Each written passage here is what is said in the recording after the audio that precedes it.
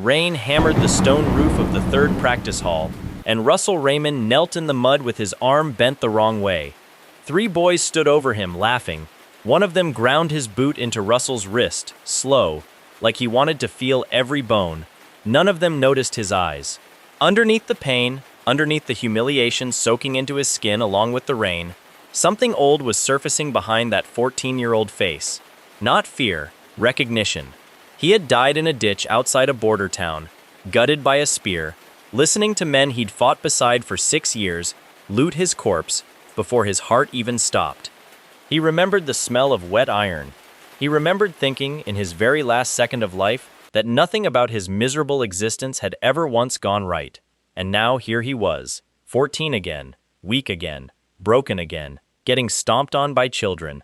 The boy grinding his wrist into the mud was named Anton, and Anton was laughing about a dead man's constricted mana veins like it was the funniest thing in the world. Russell almost laughed too. Almost. Because Anton had no idea what was about to happen to him. Not today, not yet, but soon. Rewind 3 hours, and none of this made any sense at all. Russell Raymond was 14 years old, and by every measure the Academy used to judge a student's worth, he was garbage. He had been born with a disease the healers called vein narrowing, a slow constriction of the pathways that let mana move through a person's blood. Ordinary mages drew mana the way a person breathes. For Russell, every pull of mana felt like sucking water through a straw someone had pinched half shut. He choked on his own power before he could ever use it. Some days he collapsed just walking to class. The Academy doctors had already drafted the paperwork to have him quietly withdrawn. It hadn't always been this way for his family. House Raymond had once held land, title, and a name that meant something in the kingdom of Enmian. His father had commanded troops on the eastern border, a war mage respected enough that soldiers followed him without question. Then came the battle that killed him, and the accusations that followed. Cowardice, they called it. Desertion under fire. The official reports painted Alex Raymond as a man who abandoned his men to die. Russell never believed it. He couldn't prove otherwise. And belief without proof bought him nothing. Within a year, the Raymond estate was gone, sold off cheap under a treasury order that claimed the land had reverted to the crown. The staff scattered. The name became something you didn't say above a whisper. Russell was still a child when it happened, watching his home get parceled off like scrap. He grew up in cramped lodging with distant relatives who resented the extra mouth to feed, attending Walker Hill Academy on charity funding because the school couldn't quite bring itself to expel the son of a fallen war hero, tainted name or not.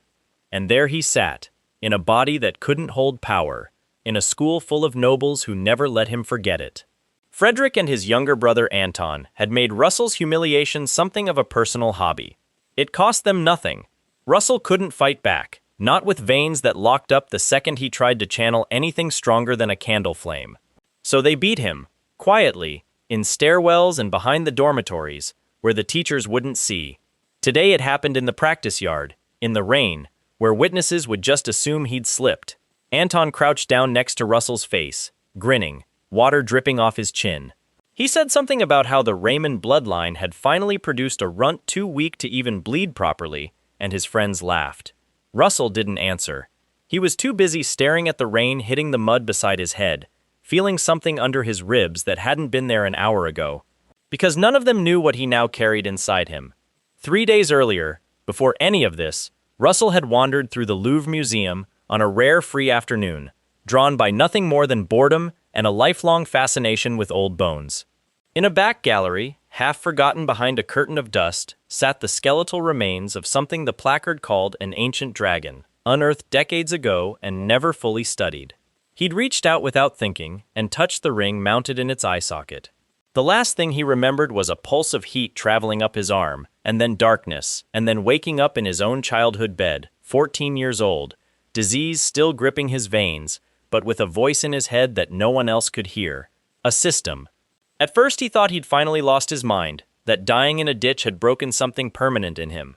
But the notifications kept appearing, patient and mechanical, offering him missions, rewards, small stones of condensed mana that bypassed his ruined veins entirely by feeding power straight into the circle around his heart. The first mission had appeared that very morning, simple text, floating in his vision like it belonged there. Punish those who have wronged you. Reward, 2 low-grade magic stones. He hadn't gone looking for the fight had come looking for him, same as always. Anton and his friends had cornered him behind the dormitory bathhouse an hour after the notification appeared, and Russell had simply let them drag him into the mud, patient, waiting, feeling the 2 stones sitting warm in his spatial inventory like a promise. Now, kneeling under Anton's boot, soaked through, Russell finally reached for them. He didn't need words. He didn't need a big gesture. He simply pulled the stones into his palm and let them dissolve, and for the first time in his entire miserable life, mana didn't choke on its way through him. It moved.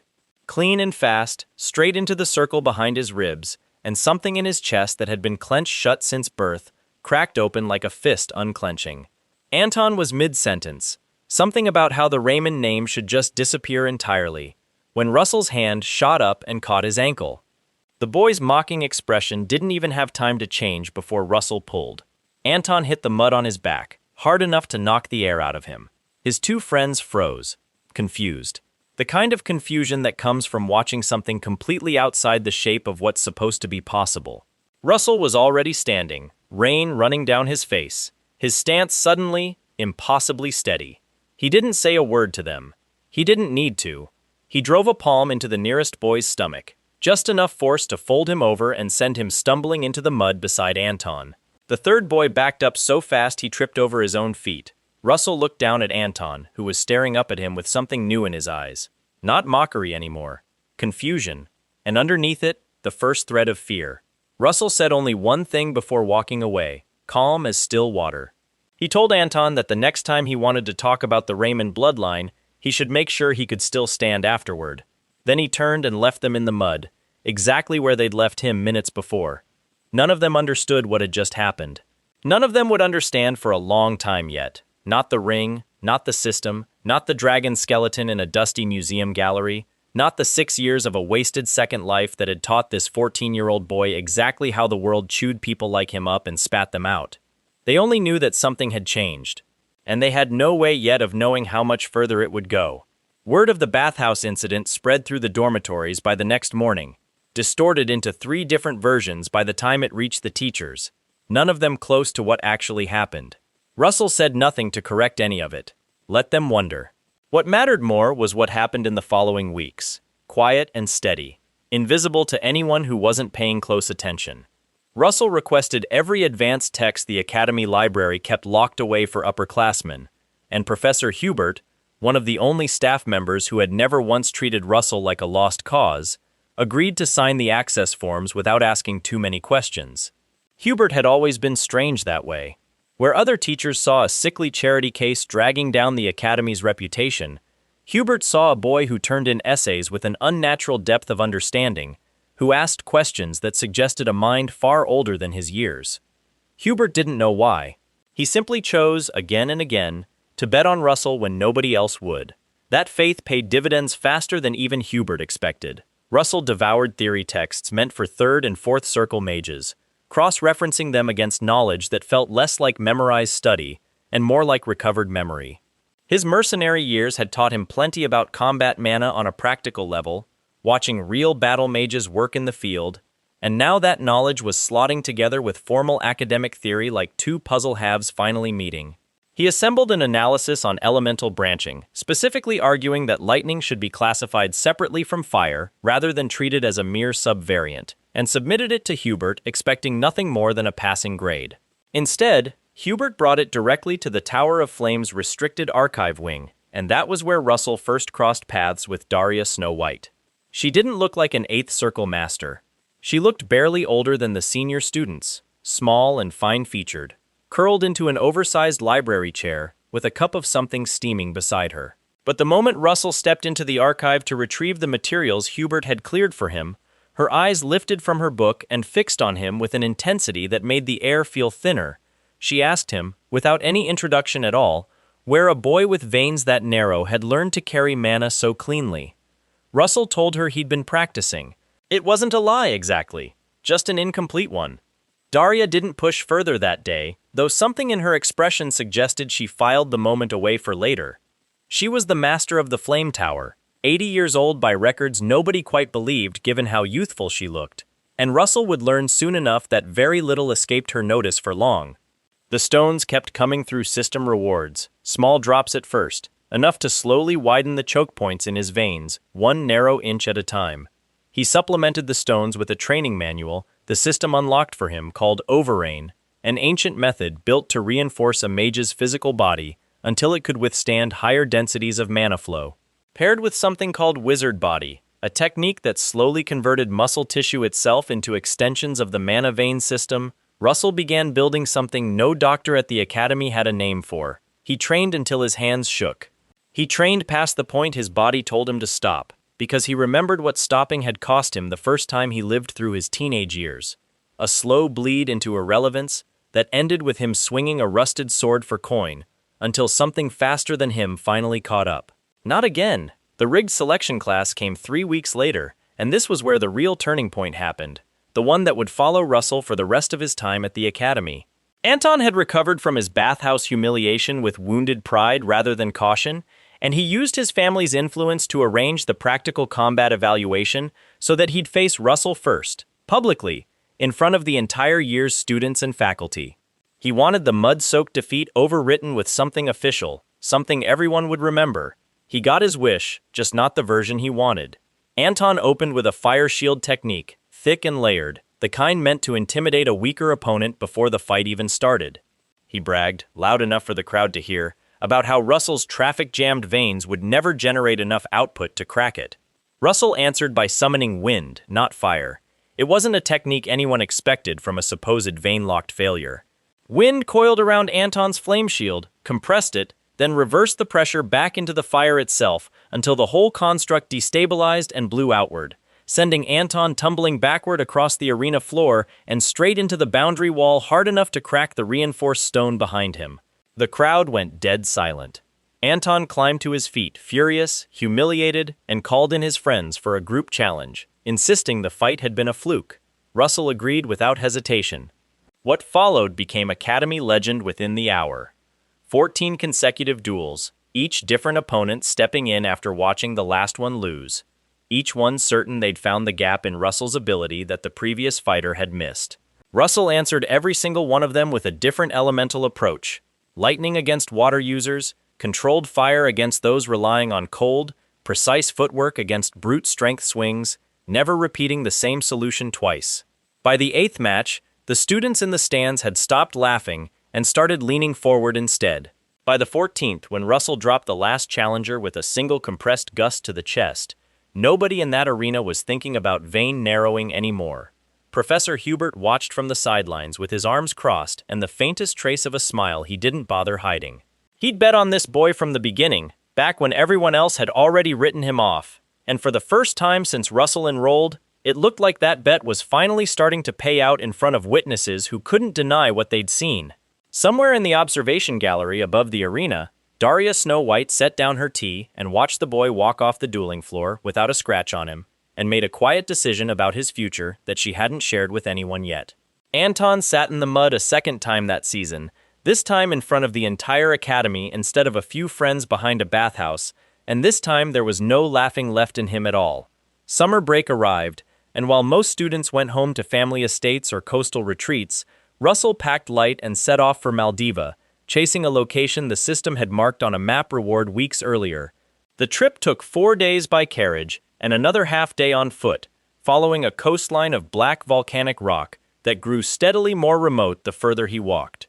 The marked location sat behind a waterfall carved into a cliff face, hidden well enough that Russell doubted anyone had set foot near it in decades. He found the gap behind the falling water more by feel than sight, a narrow crevice barely wide enough to slip through sideways. The moment he stepped past the water curtain, the temperature shifted from ocean cool to furnace hot, and he realized he was standing at the mouth of a lava cave. The heat here didn't behave like normal heat. It pulsed, faint and rhythmic, like something ancient underneath the stone was breathing. He hadn't gone 20 steps before a Komodo monster the size of a farm cart burst from a side tunnel, jaws already open, and Russell barely got a windshield up in time to deflect the first bite. The creature was fast despite its size, whip-quick with a tail that could have snapped his spine if it connected. Russell fell back on old mercenary instinct rather than academy technique. footwork drilled into him over 6 brutal years of contract fighting, sidestepping the tail sweep and driving a compressed blast of wind into the beast's exposed throat when it lunged again. The Komodo staggered, and Russell finished it with a second strike aimed at the joint behind its front leg, dropping it permanently. He stood over the carcass, catching his breath, steam rising off his own skin from how hard he'd pushed his mana output, and only then noticed the strange shimmer in the tunnel ahead. A trial marker, the system informed him. Passing through would trigger something new. Russell walked into the shimmer without hesitating. The heat vanished instantly, replaced by biting cold. He'd been transported into an ice cavern, vast and blue-lit, with thick armored golems standing dormant along the walls like sentries waiting for a password nobody had given them in centuries. The first golem activated the moment he crossed the threshold, cracking to life in a shower of frost, and came at him with slow but devastating momentum. Fire alone wouldn't cut it here. Russell had learned that from watching field battle mages die trying pure heat against ice constructs that simply steamed off the damage and kept advancing. He needed precision, not brute output. He remembered something from his old mercenary days, an improvised technique one of his squad mates used to punch through armored plating, compressing flame down into a narrow spear point instead of a wide blast. Russell had never managed to replicate it properly back then, his veins too damaged to hold that kind of concentrated pressure. Now, with his channels widened by weeks of stone-fed training, he found the shape of it almost immediately.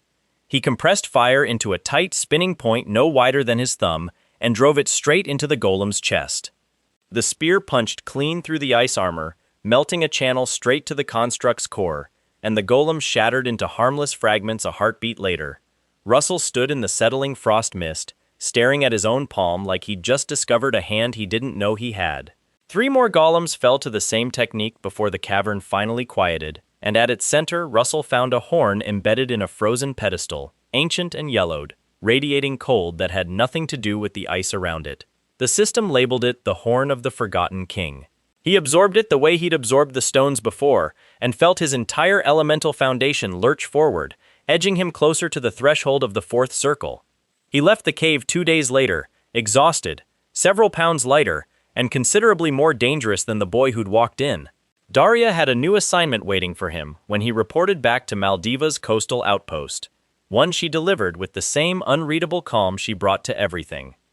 A ship was attempting to dock illegally along the southern shoreline, evading harbor inspection, and reports suggested it was running something worse than smuggled goods. Russell joined the joint task force sent to intercept it, and the moment he slipped below deck through a service hatch, the smell told him everything the reports hadn't. Unwashed bodies packed into a cargo hold meant for crates, chains bolted into the floor.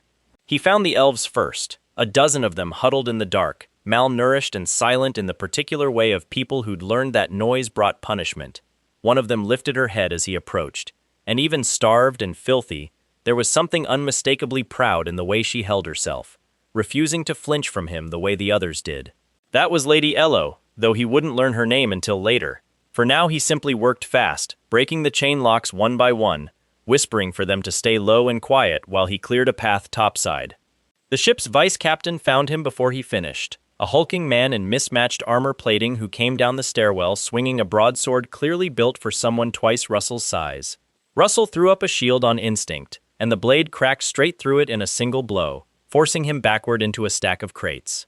He layered a second shield behind the first, before the vice captain could recover his swing, a trick pulled straight from memories of his old mercenary captain, someone who'd survived 3 sieges by never trusting a single barrier to hold alone. The second shield caught the follow-up strike and held just long enough for Russell to slip past the man's guard and drive his fire spear technique into the gap beneath his ribs. The vice captain went down hard, and Russell didn't wait to see if he'd get back up. He gathered the freed prisoners, guided them up through the service hatch, and used what remained of his mana to collapse the deck above the pirate cabin from below, trapping the crew's remaining forces long enough for the harbor task force to finish the job overhead. By the time the sun rose over Maldiva's harbor, the trafficking ring running under the Click brothers had lost their entire southern operation in a single night, and Lady Ello of the White Ash Tree tribe knelt in the sand at Russell's feet, swearing a debt her people would not forget. Russell told her to stand. She didn't, not for a long moment. and something in her expression suggested this wasn't the first time her tribe had been promised rescue by someone who never came through. He understood that particular kind of doubt better than she knew. Daria was waiting on the dock when he returned, arms folded, studying him with an expression that had shifted from mild curiosity into something closer to genuine calculation.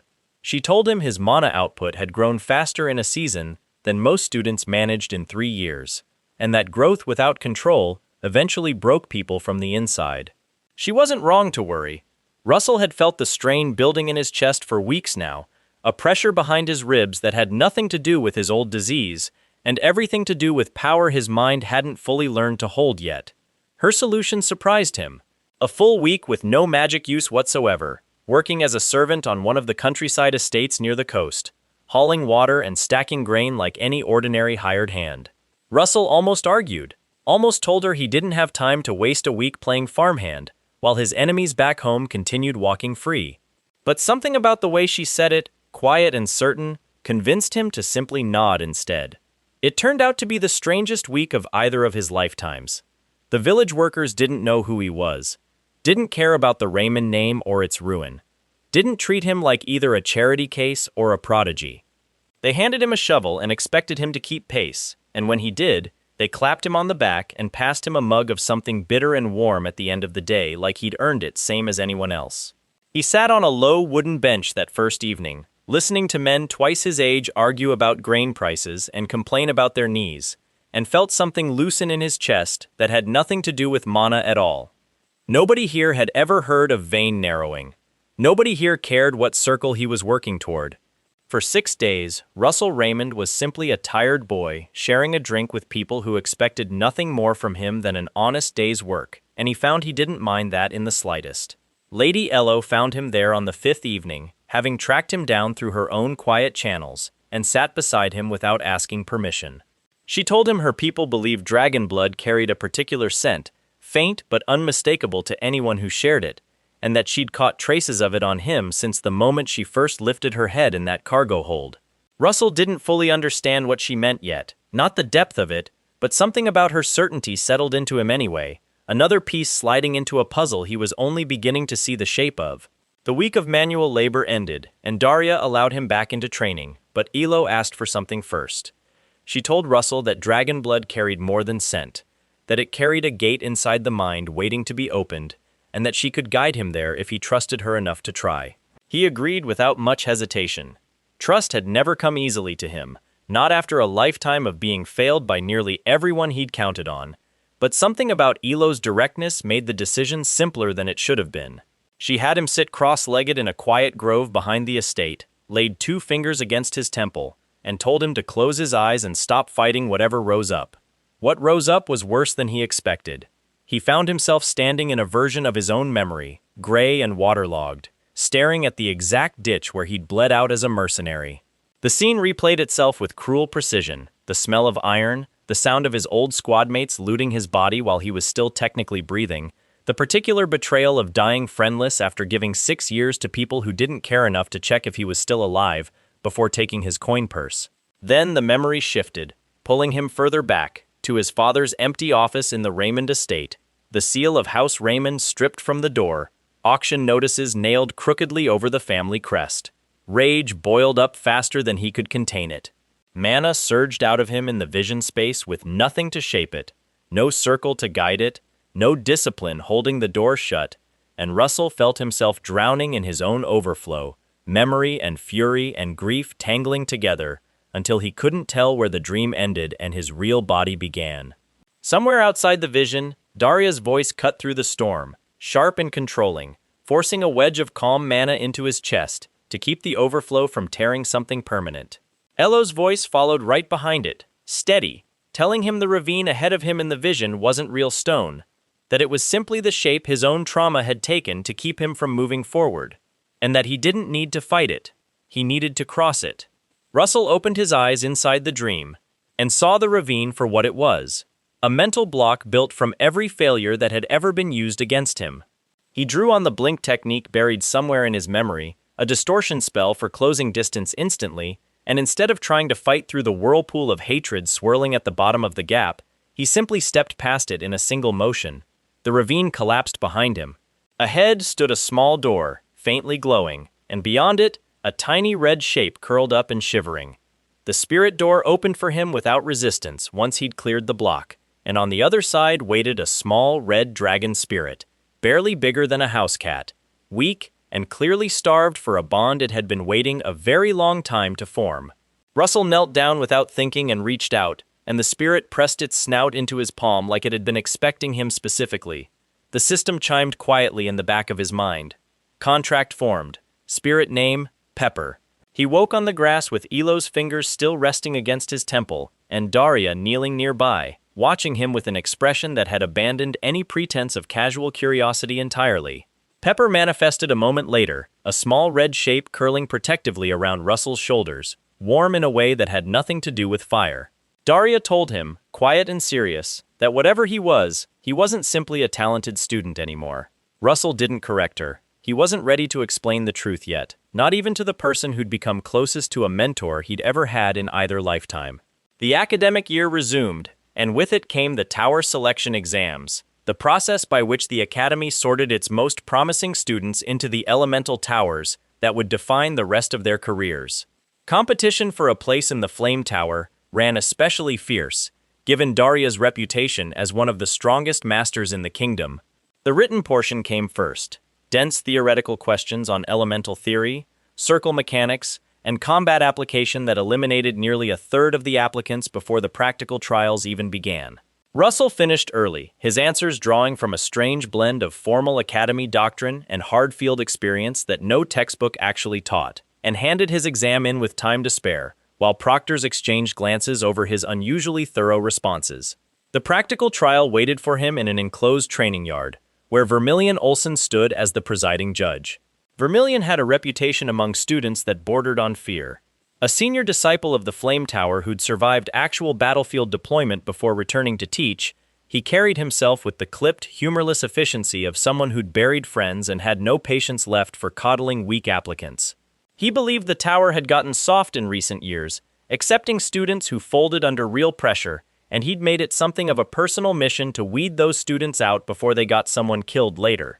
He looked at Russell's file, noted the vein-narrowing diagnosis, and made no attempt to hide his skepticism. The trial began without warning or ceremony.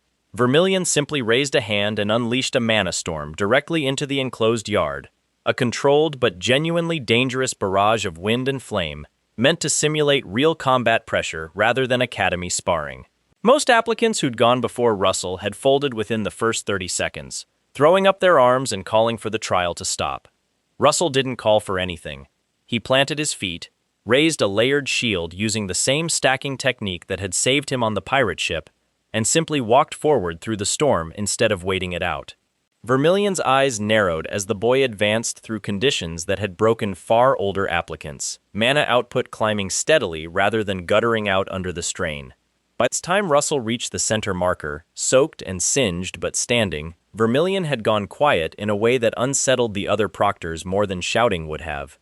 He passed Russell without a word, simply marking the score sheet and moving to the next applicant. But something in the set of his jaw suggested he'd be paying much closer attention to this particular student going forward.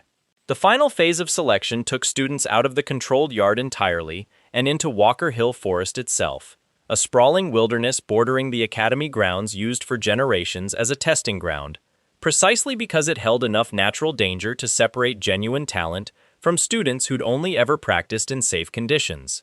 The task was simple in theory. Locate marked resource stones scattered through the forest and return with as many as possible before the time limit expired. In practice, several honor students had already arranged a private deal among themselves and a sympathetic faculty member, splitting the forest into unofficial territories and hoarding the highest value stones before ordinary students even reached the tree line. Russell stumbled into their arranged territory less than an hour into the trial, not through carelessness, but because Pepper's tracking instincts had led him straight toward a stone cluster the honor students considered theirs.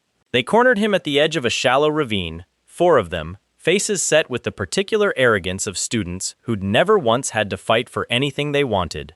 Their leader, a broad-shouldered boy from the Earth Tower bloodline, informed Russell that this territory belonged to people who mattered, and that vein-locked charity cases needed to find stones somewhere else. Russell had opened his mouth to answer when the forest around them went wrong all at once. The temperature dropped without warning, and a sound rose from the underbrush that had no business belonging to anything alive. A dry, rattling scrape, like bones dragging across stone. Green light bled up from the shadows between the trees, and the honor student's arrogance evaporated the instant the first undead shape shambled into the clearing, hollow-socketed and reeking of grave rot despite having clearly never been buried at all.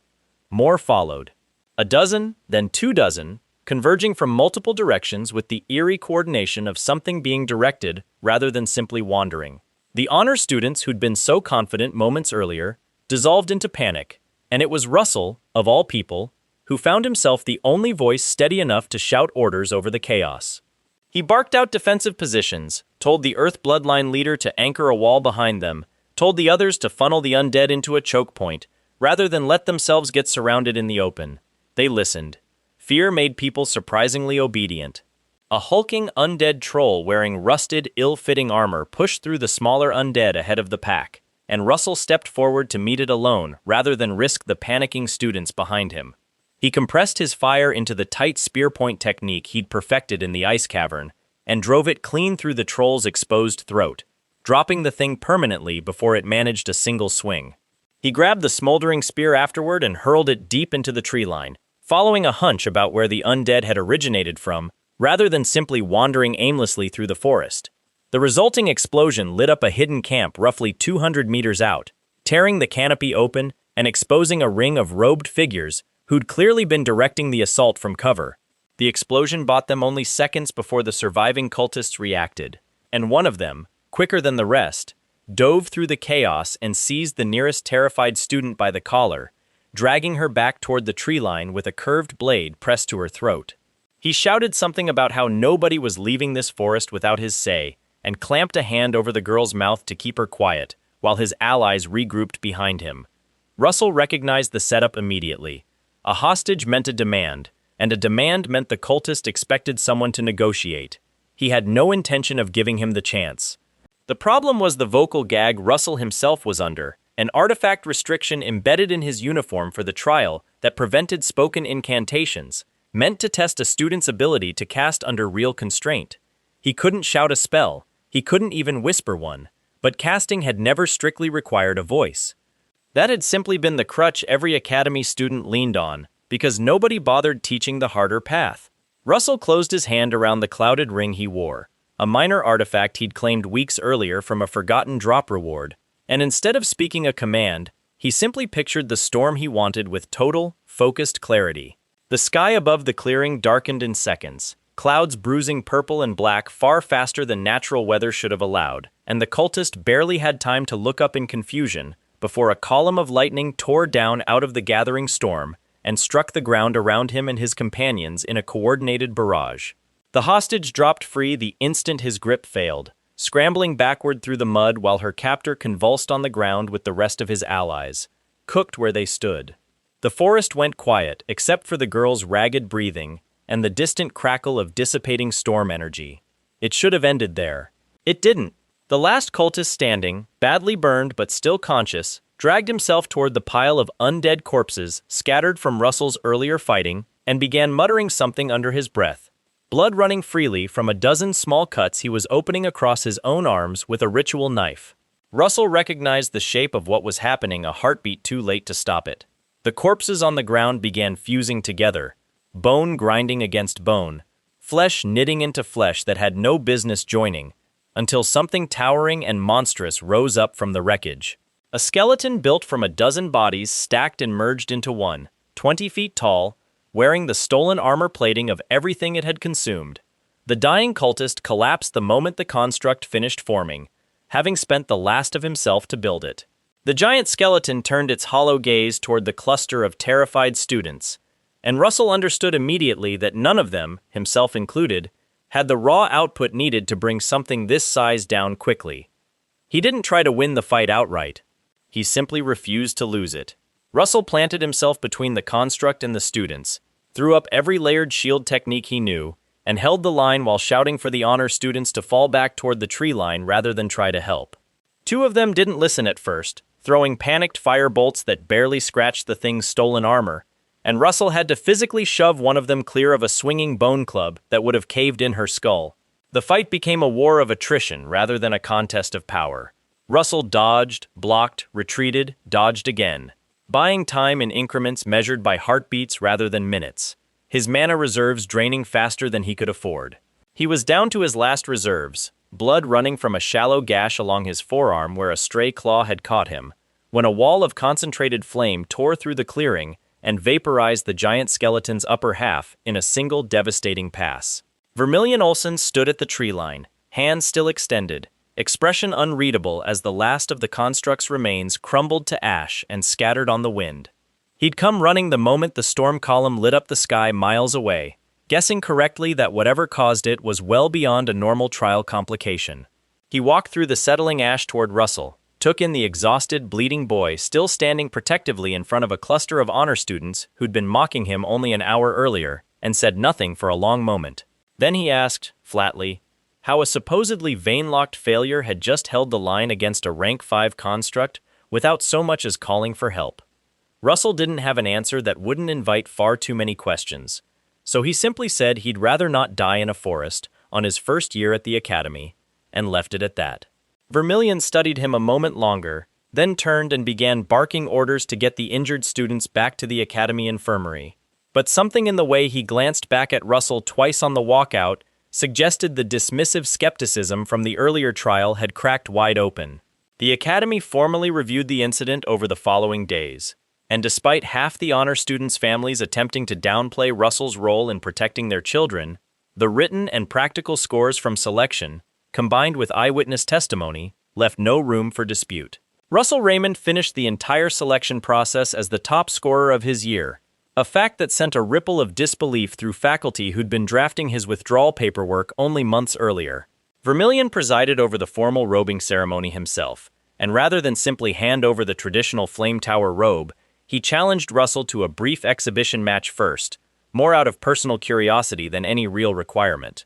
Russell won it by forcing Vermilion out of the marked test circle using a spirit-fused strike augmented by Pepper's growing flame affinity, a result that drew audible gasps from the assembled faculty watching from the gallery above.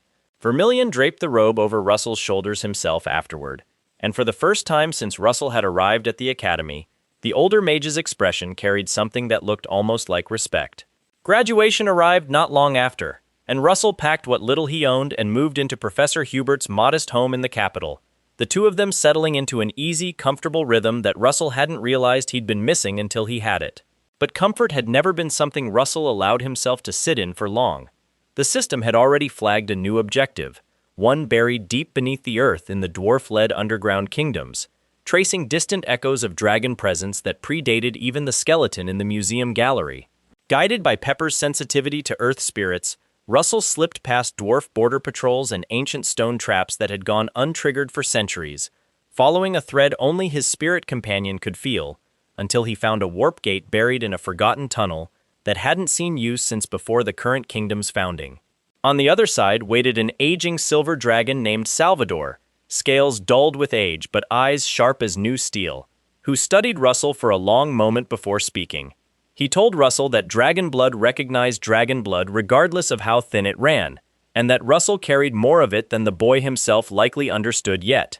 Salvador bestowed upon him the essence of wind, a gift that settled into Russell's core like a missing piece finally fitting home, and it was there, standing before an ancient dragon in a forgotten underground cavern, that Russell began to understand just how far this second chance was going to take him, and just how much further he still had to go before the people who'd destroyed his family ever understood what they'd truly thrown away. Salvador's cavern faded into memory as Russell emerged back into daylight. Wind essence settled deep in his core, and for the first time since his death in that muddy border ditch, he felt something close to whole. He didn't rest long. The system had already flagged his next destination, a stretch of desert canyon country, far to the south where the setting sun turned the entire landscape the color of old blood. Red Canyon, the locals called it, though few of them ventured near the place after dark, muttering about old stories that never quite specified what exactly haunted the rock formations. Russell arrived at dusk on purpose, following an instinct he couldn't fully name. He climbed the tallest ridge overlooking the canyon floor and sat as the sun dropped toward the horizon, and the light that spilled across the stone walls turned deep crimson, bleeding across every crevice and outcrop until the entire canyon looked like it was on fire without actually burning. Something about the sight cracked something open in his chest. He thought about the ditch he'd died in, about blood pooling black in the mud while men he'd trusted rifled through his pockets. He thought about his father's empty office, the crest torn from the door, the years of being beaten in stairwells for a crime he hadn't committed except being born into a ruined name. He thought about Anton's boot grinding his wrist into the dirt, about the Komodo's jaws, about the giant skeleton's hollow gaze, about every single moment across 2 lifetimes where the world had tried to grind him down into nothing. And he thought about Pepper's shivering warmth the first time he'd reached through that spirit door, about Hubert's unwavering, stubborn faith, about Daria's quiet calculation that had somehow become something like care, about Ello kneeling in the sand refusing to rise until he told her to. All of it, the wounds and the warmth both, poured into him at once, and instead of drowning him the way it had in his subconscious ravine, it started to take shape. He stood on that ridge as the last sliver of sun dipped below the canyon wall, and he didn't cast a spell so much as release something that had been building in him for months without a name. Flame gathered around him, not wild or explosive, but heavy and total, like the weight of an entire dying sun collapsing into a single controlled point.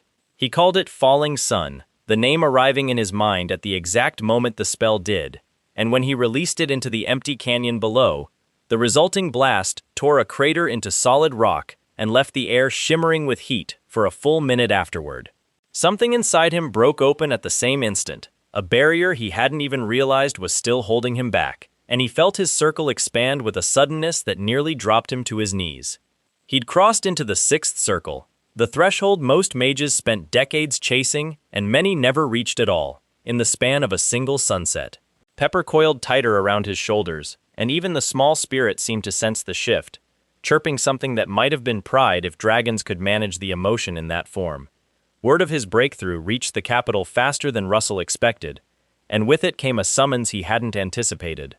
The King of Enmian himself wanted proof of the 6th circle claim before extending an official title, and the fastest way to demonstrate it, according to the court advisors, was a formal martial trial against a decorated knight named Vincent, a man known throughout the kingdom for adapting his fighting style against any opponent regardless of their element.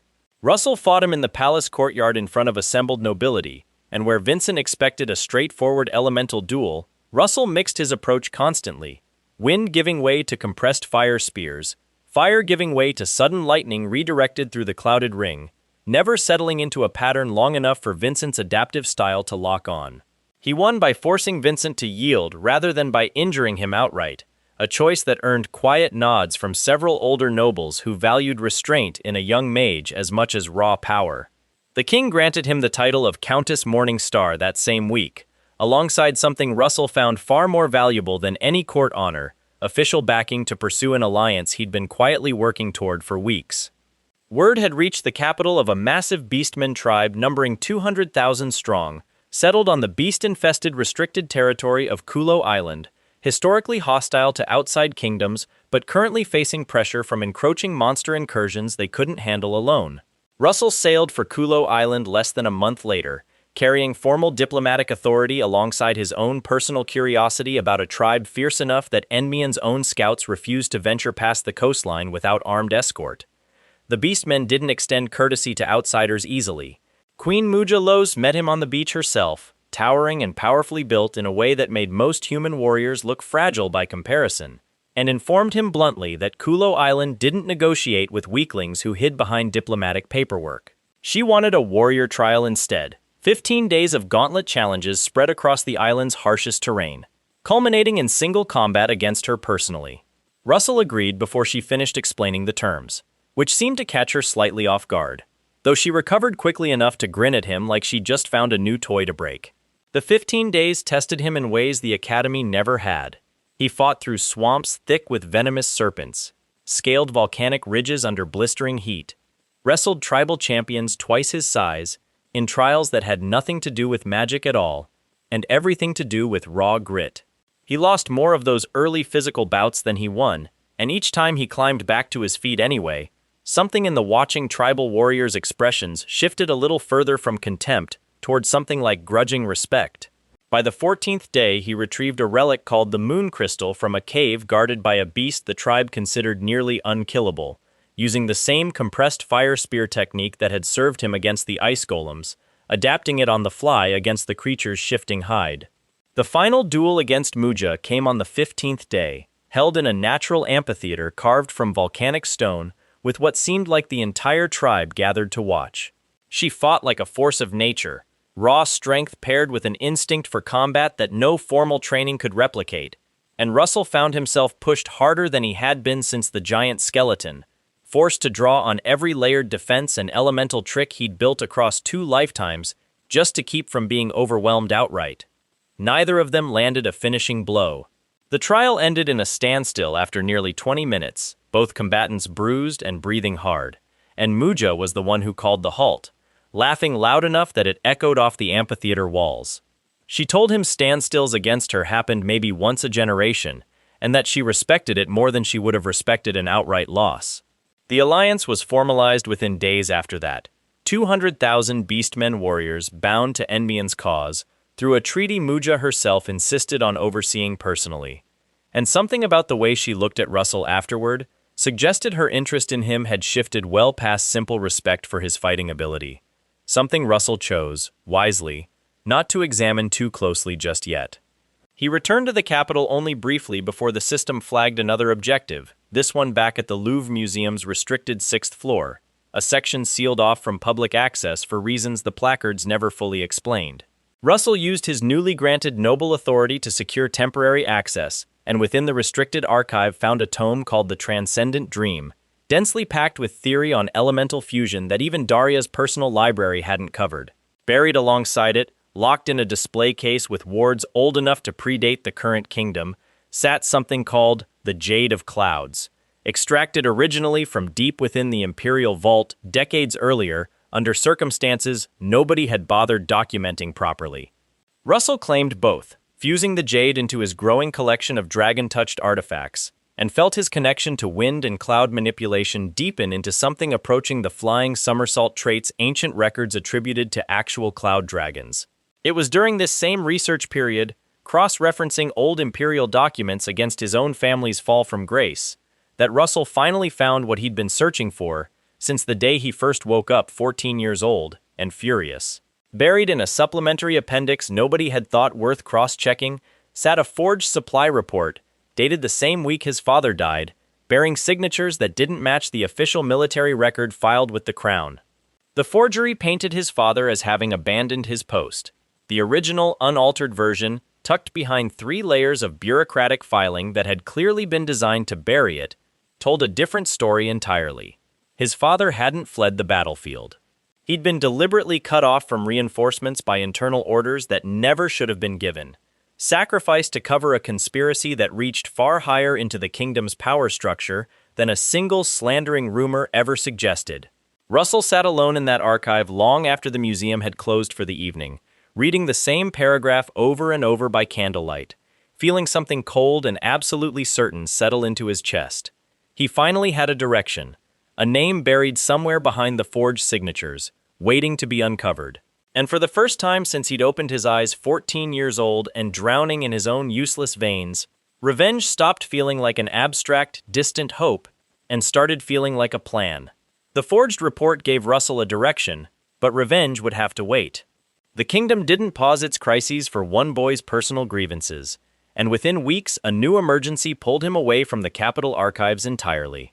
Raquel County had gone quiet in the worst possible way. A Hydra, ordinarily a manageable regional threat handled by local garrisons, had begun exhibiting behavior nobody in the county's records had ever documented. Livestock died in numbers too large to explain by normal predation. 2 separate hunting parties sent to investigate never returned at all. Russell arrived alongside a small task force that included Alan Page Melville, a name he recognized instantly from a life he'd already lived once before. In his mercenary years, Alan had been the legendary spear mage who'd pulled Russell out of a collapsing siege line moments before he would have died an entire decade earlier than he actually had, a debt Russell had never gotten the chance to repay in that timeline. This time, Alan was simply a fellow prodigy roughly Russell's age, cocky in the easy way of someone who'd never lost badly enough to learn caution, and the two of them settled into an immediate rivalry, built more on mutual respect than actual hostility. They found the Hydra's lair in a ravine choked with dead vegetation, and the moment they laid eyes on the creature, Russell understood why local reports had failed to capture the real danger. This wasn't an ordinary Hydra. Something had gotten into its system, a poison running black beneath its scales that pulsed with the unmistakable signature of dragon-touched mana gone badly wrong. Alan took a glancing hit early in the fight, the Hydra's fang strike grazing his shoulder just enough to introduce trace amounts of that same corrupted poison into his bloodstream. Within minutes he was struggling to stand, veins darkening visibly beneath his skin, and Russell recognized the early stages of something that could kill a mage from the inside out if left untreated. He didn't have a healing technique for something this specific. What he had was pepper, and an instinct born from the wind essence Salvador had granted him weeks earlier. Russell pressed his palm against Alan's wound and drew the corruption out the way he'd learned to draw mana into his own circle, forcing the poison through his own body instead, gritting his teeth against a burning sensation that felt like his blood had been set alight from the inside. It nearly dropped him to his knees. But the poison came free, and Alan's breathing steadied, color returning to his face as the darkness retreated from his veins.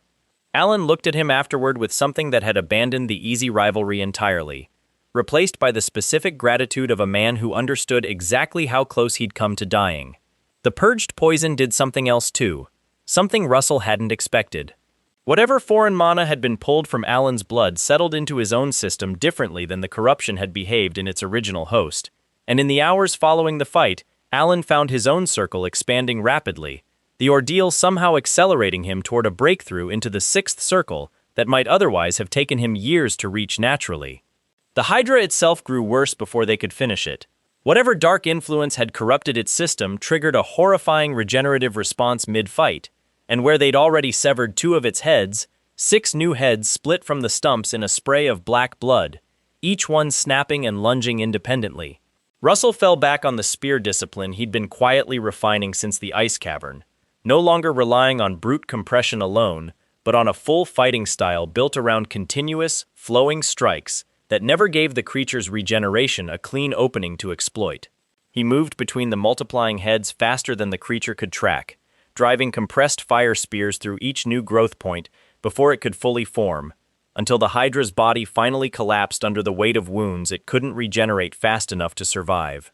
Standing over the corpse, steam rising from cauterized wounds, Russell felt something watching from deeper in the ravine, a presence that had clearly been directing the creature's corruption from a distance rather than participating directly.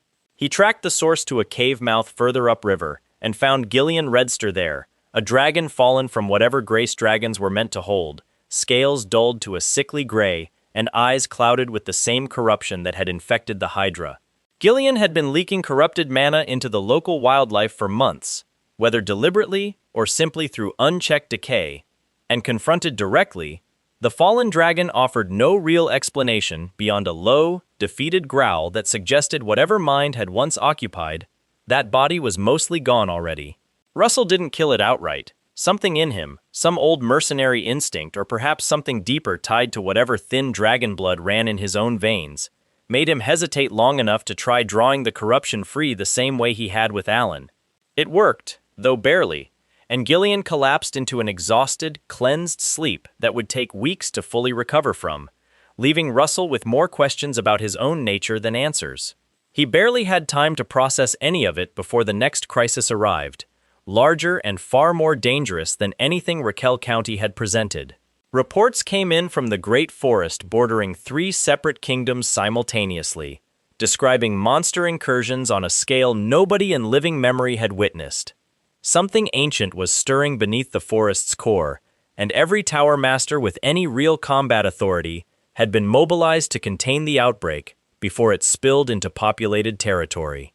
Russell arrived to find all 4 capital tower masters coordinating a defensive line, Daria among them, directing controlled burns and elemental barriers meant to funnel the monster surge away from nearby villages.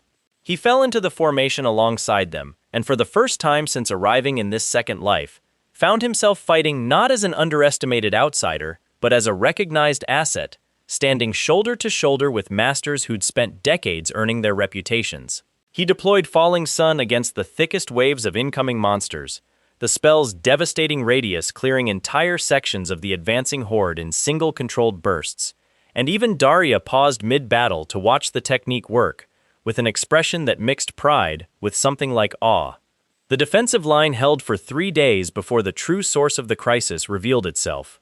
Deep in the forest's core, an ancient seal that had bound something monstrous since long before recorded history finally gave way, and out of the shattered wards rose Brioros, a towering, multi-headed general from the legendary Titanomachy War, a conflict so old most scholars considered it pure myth rather than actual history.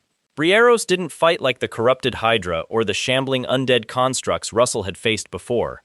It fought like something that had commanded armies once, adapting to every elemental assault thrown against it with terrifying, calculated precision, shrugging off spells that would have leveled a small fortress. The 4 Tower Masters threw everything they had at Brieros in the opening exchange, and the Titan simply absorbed it, stone-plated hide shrugging off flame, lightning skating harmlessly across its bulk, even Daria's concentrated fire barely scoring the surface before the creature's counterswing sent her skidding backward through a stand of shattered trees. Vermilion, who'd arrived with the second wave of reinforcements, tried a direct assault next, driving a lance of superheated flame straight into one of the Titan's central heads. Brieros absorbed the hit, shook it off like a minor irritation, and answered with a backhand blow that caught Vermilion square in the chest and sent him crashing through 2 centuries-old oaks before he skidded to a stop, ribs audibly cracked, barely conscious. Russell reached him seconds later, dragging him clear of the Titan's follow-up stomp, and felt something cold settle into his chest that had nothing to do with fear and everything to do with simple arithmetic. 4 of the strongest mages in the kingdom had thrown their best at this thing and barely slowed it down. He committed anyway, because the alternative was watching everyone around him die. Russell channeled everything he had into a lightning vortex, drawing on the wind essence Salvador had granted him to spin the strike into something denser and faster than pure output alone could manage, and drove it directly into the same head Vermilion had already weakened. The vortex tore through stone-plated hide in a way nothing else had managed, and for one brief moment it looked like the strike might actually bring the Titan down. Brieros staggered, screamed through 6 mouths at once, and then surged forward anyway, catching Russell with a glancing shoulder check that felt like being hit by a collapsing building. He rolled through the mud, ribs screaming, and understood with total clarity that the Titan was still very much alive and now considerably angrier. It gathered energy for something new, a swirling core of dark purple light building between its central mass and its remaining heads. And every mage still standing on that battlefield recognized the shape of an attack meant to end the fight in a single devastating release. There wasn't time to retreat far enough. There wasn't time to build a shield capable of surviving whatever was about to detonate. Elo stepped forward instead. She'd stayed near the rear lines through most of the fight, tending to injured soldiers rather than joining the front, but she walked past Russell now with an expression he'd never seen on her before, calm in a way that felt less like courage and more like acceptance of something she'd known was coming for a long time. She told him, quiet enough that only he could hear it over the chaos, that her people had always known this moment might come, and that she'd rather spend everything she was protecting the one person who'd never once treated her like property. Then she shed the elven form she'd worn her entire life the way a person might set down a heavy coat, and in her place rose something enormous and silver, scales catching the dying afternoon light, wings unfurling wide enough to blot out the battle raging beneath them. The purple blast detonated a heartbeat later, and Elo took the full force of it across her new dragon form, wings folding protectively around herself, and driving the worst of the impact into the ground, rather than into the mages sheltering behind her. Russell watched her stagger under the weight of it, wounded but alive, and felt something in his own chest crack open in a way that had nothing to do with mana circles at all. He moved before he'd fully decided to, drawing on dragon blood traits he barely understood yet, feeling his own reserves surge with borrowed strength as Elo's transformed presence resonated with whatever thin draconic inheritance ran through his own veins. He drew the Arachne sewing tools from his spatial inventory, twin daggers capable of cutting and splicing physical space itself, relics from an age nobody alive remembered clearly enough to fully explain. He closed the distance to Brieros in a single blurred motion, space folding around him rather than simply carrying him forward, and drove both daggers directly into the exposed core the Titan had used to charge its blast. The daggers didn't just pierce flesh. They spliced the space around the wound, tearing a gap that flesh and stone had never been meant to survive, and Brieros's massive form convulsed once before collapsing entirely. The ancient Titan finally, permanently silenced after millennia of imprisonment and a single afternoon of fury. The forest went quiet except for the crackle of dying flames and Elo's ragged, enormous breathing as she slowly shrank back into her familiar elven shape, exhausted but alive. Russell caught her before she hit the ground, and for a long moment neither of them said anything at all. The victory bought barely a week of peace before the next crisis arrived, and this one struck far closer to home than any forest titan or corrupted hydra. Russell had begun assembling something he called the Crown of Solomon, fusing 3 golden masks he'd earned across his various trials, each one carrying fragments of protective wardwork against mental intrusion. He finished the fusion just days before the crisis broke, an act that would later feel less like coincidence and more like the system itself nudging him toward readiness. Grand Duke Bismar launched his rebellion at dawn, 5 of the kingdom's magic towers falling under corrupted control within hours, as coordinated strike teams seized control points that should have taken weeks to properly breach. The scale of the betrayal suggested planning that had been in motion long before Russell had even regressed into his 14-year-old body, a conspiracy layered deep enough that it had survived and adapted across an entire cycle of time Russell had already lived through once. Word reached him within the hour that the Western Gate had fallen to an ambush, and that Princess Hecate Ratmos, disguised and vulnerable without her full guard, had been caught in the chaos. Russell activated the Ring of Arrows without hesitation, an artifact capable of instant teleportation he'd claimed months earlier and never yet needed badly enough to risk its steep mana cost, and found himself standing amid the smoking ruins of the Western Gate seconds later.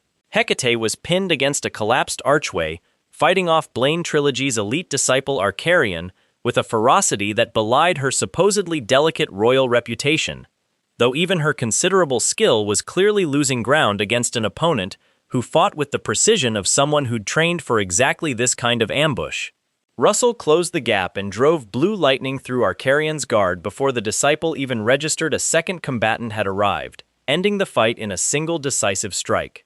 He barely had time to check on Hecate before a familiar, unhurried voice spoke from the settling smoke behind him, calm in a way that made the hair on Russell's neck stand on end.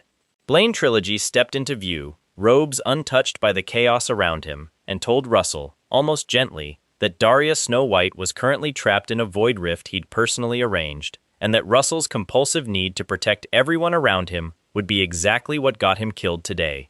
Russell felt something old and patient finally rise to the surface. 6 years of a wasted mercenary life, and 14 more of academy humiliation, converging into a single point of absolute clarity.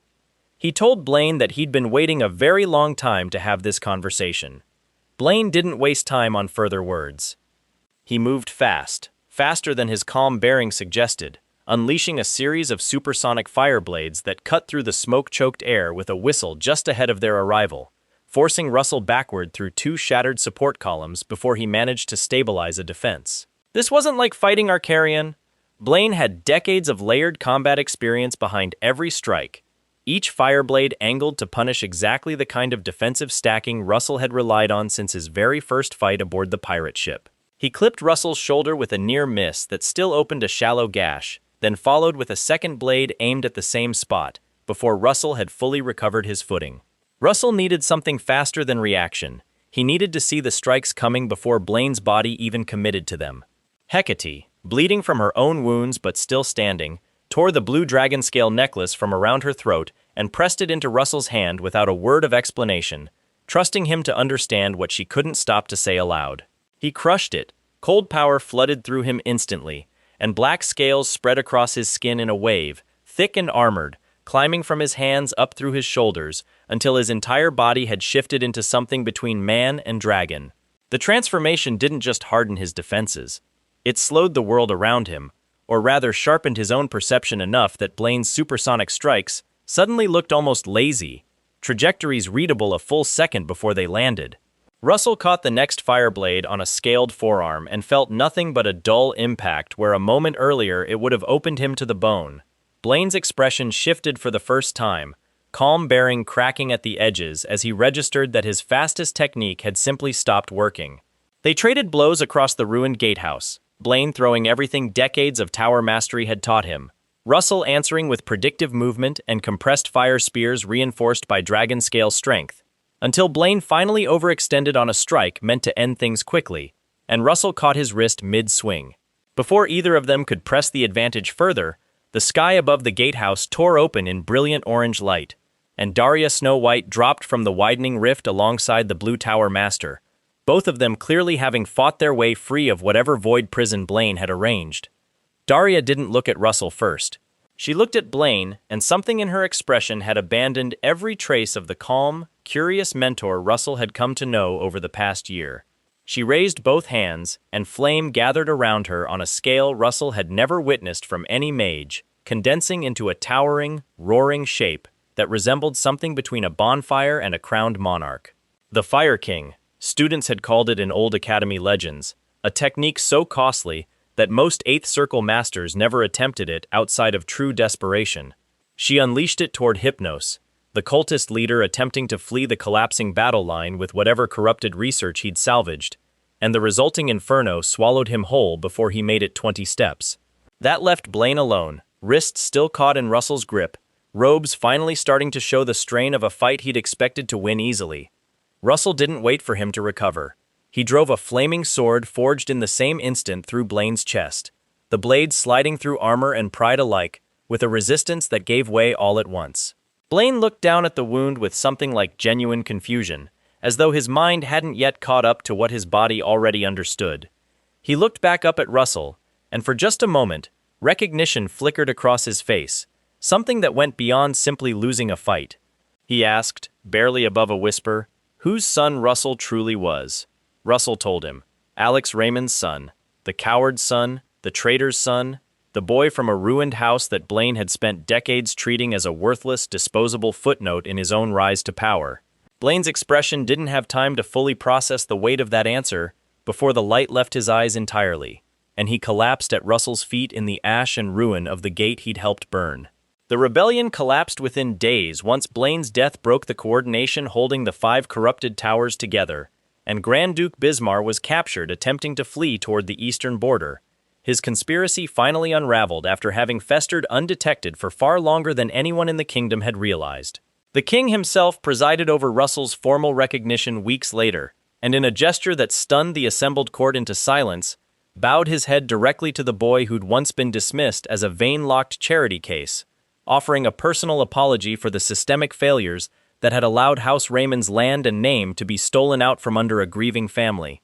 Russell was named Duke of the Raymond line that same day, the estate his father had built and lost finally restored in full, alongside titles that made the old auction notices feel like a distant, almost unbelievable nightmare. He celebrated quietly that evening with the people who'd actually earned a place in his life across 2 lifetimes. Hubert raising a glass with the same stubborn pride he'd carried since Russell's very first essay, Daria watching over the gathering with something warmer than her usual calculated calm, Ello standing close enough that her presence had stopped feeling like debt and started feeling like simple loyalty, Hecate leaning into his side without a trace of her usual teasing for once.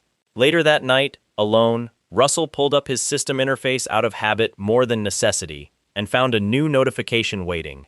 A map, a location, a live dragon, not bones in a museum case but something breathing, positioned deep within the heavily fortified borders of the British Empire itself. He stood at the ship's railing the following week, Enmian's coastline shrinking behind him, the city-state of Akan waiting somewhere ahead as his first quiet step toward infiltrating a nation that had never once had reason to expect him coming. Somewhere far ahead, beneath a sky full of unfamiliar stars, a woman he'd never met stood on the deck of another ship entirely, smiling out at the dark water with the quiet certainty of someone who already knew exactly where this story was going next.